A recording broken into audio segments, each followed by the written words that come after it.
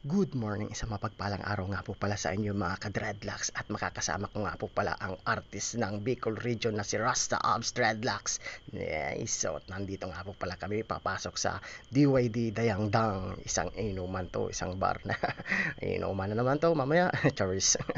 Kasi mga gusto nga Sana po pala all. magpa-home service ng kay Rasta Abs. Yun. I-PM nyo lang po pala si Rasta Abs Dreadlocks. At sinalubong na nga kami ni Sir, yung empleyado ng bar na to. Yun. At hihintay-hintayin na muna pala namin si Sir, yung may-ari nga po pala ang ididreads ni Rasta Abs Dreadlocks. Pinaupo muna kami. Yun. At binidyo-bidyoan ko muna si Rasta Abs at nag-chill-chill na muna siya. Yun. Habang naghihintay kami kay Sir. Yun. Siyempre, hindi mawawala yung bida. Kaming dalawa dyan ang bida. Nice. Ito nga po pala ang Crub's House. Crub's House, hindi bar pala, Charis. House naman, but house naman ang sinabi ko. Ang daming inom-inom. Chill lang si Rastab sa sa loob. Sana Mukhang all. may hinihintay na kadate, Charis. Habang naghihintay nga po pala kami kay Sir, siyempre dapat kailangan ko muna mag video nga po pala sa paligid. Malay mo may mga chicks. Charis. Ay, meron nga talaga. At siguro mga ang nga po pala, ang hinihintay nga po pala namin yung may-ari nito ng Crub's House. At ito nga po pala yung menu nila, yung may kinalas, sabaw, may silog meal rin na nga po pala sila yon. Pakitignan na lang nga po pala yung mga menu nilang pwedeng ma-order nga po pala sa bar nito. Yun. At habang naghihintay-hintay kami kay Sir, dapat relax muna kami. Yon. At nandito na nga po pala. At mag-uumpisa na nga po pala si Rasta Abs Dreadlocks. Kompleto nga po pala yung gamit niya. Oh. Mayroon rin yung may mga pantali. Yan nga po pala ang Rasta Abs Dreadlocks. Oh, napakaganda talaga dito. Yon. At medyo nga basa pa nga yung buhok ni Sir, kaya tuyo-tuyo lang munang saglit. Bibidyohan na muna nga po pala ni Rasta Abs Dreadlocks para may rin nga po pala siya. Remembrance rin nga po pala. Medyo basa pa kasi yung buhok ni Sir, kaya dapat daw papatuyo-tuyo muna. Yun, habang nga po pala. Meron rin nga po palang customer sa loob kasi nga meron pa doon sa may side nga po pala. Meron pang doon, isang natatago lang kasi yun. At nag-request na nga to si Rasta Abs ng malakas na ilaw. Umagahan kasi to eh, hindi talaga basta-basta yung pagde-dreadlocks talaga. Ang kalaban mo talaga dito puyat eh. Yun. At sariling buhok nga po pala ni Sir, hindi nga po pala extension. Syempre nag-chill muna ako at salamat nga po pala kay Sir na nagpainom sa akin. Nice. So, talagang sarili talagang buhok yan, natural nga po pala kung tawagin, sabi ni Rasta Abs. Natural dreadlocks, hindi extension. Medyo nga naglalining na si Rasta Abs at tinalian na nga yung buhok isa-isa. Napakahirap talaga yung pag talaga ng buhok eh.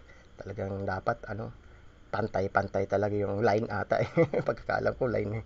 Kompleto yung gamit ni Rostax. Oops. Nako, nakita ko yung mukha ko.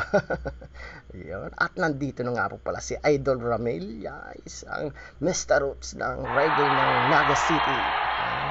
Napakahaba ng buhok ni Rasta Ramil. Yes. Idol ko nga po pala yan.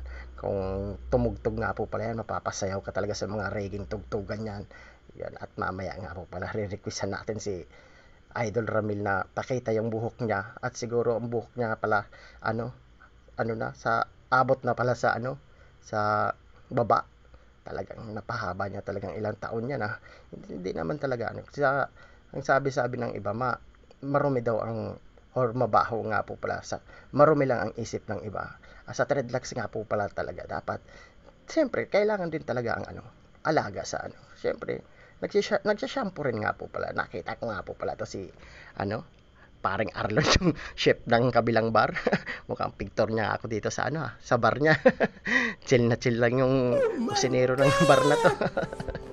Kaya tinuro na muna ako ni Arlon at bumalik na muna po pala ako kay Rasta Abs at tinignan ko nga po pala kompleto na at mukhang umpisa na ni Rasta Abs ang pagda-dreadlocks. Start na.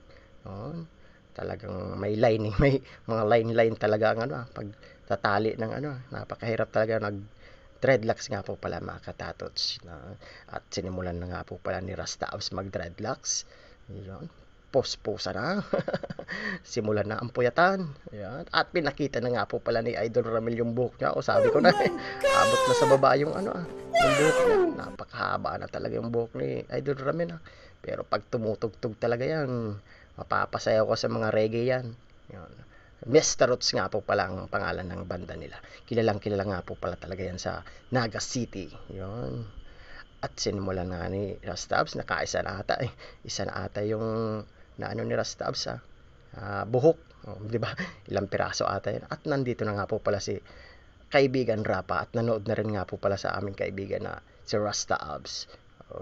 Talagang kompleto yung gamit ni Rasta Abs. Dito nga po pala kami sa Crub's house. Yun, chill na chill lang si Rasta Abs, mag-threadlocks.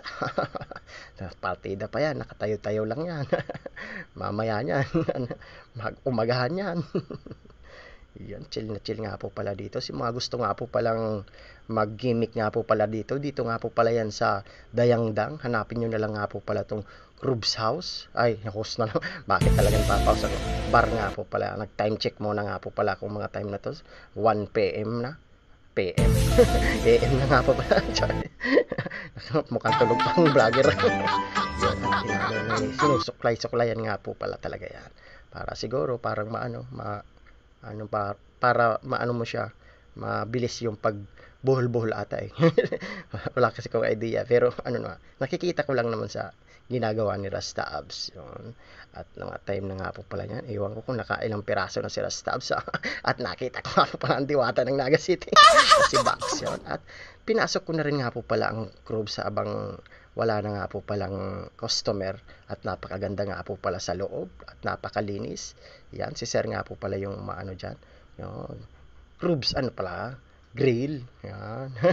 At yung video okay nga po pala dito. Kompleto rin nga po pala. At libre nga po pala yan pagkakanta dyan. Siguro bawat table dapat nakaano kayo ng tagtatatlong song ata. Yung sabi ni Sir, yung pagkakaalap ko. At nag-chill-chill, nag-inuman na rin nga po pala yung mga empleyado sa labas kasi nga tapos na rin nga po pala magtrabaho kasi off duty na rin nga po pala. Pero binabantayan pa rin si Serta kasi open pa. Time check na naman nga po pala ako 2 AM na.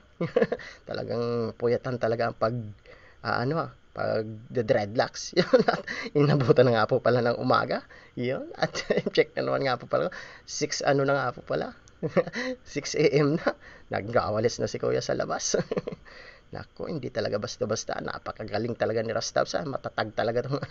Napakatibay. Tiyaga talaga. Yun. At mga time na nga po pala, naglipat nga po pala kami ng pwesto sa mismong bahay na nga po pala nila Sir. Kasi nga, matutulog na rin nga po pala yung mga empleyado ni Sir. Kaya dito na lang nga po pala kami dinala ni Sir. At may cute na aso pa.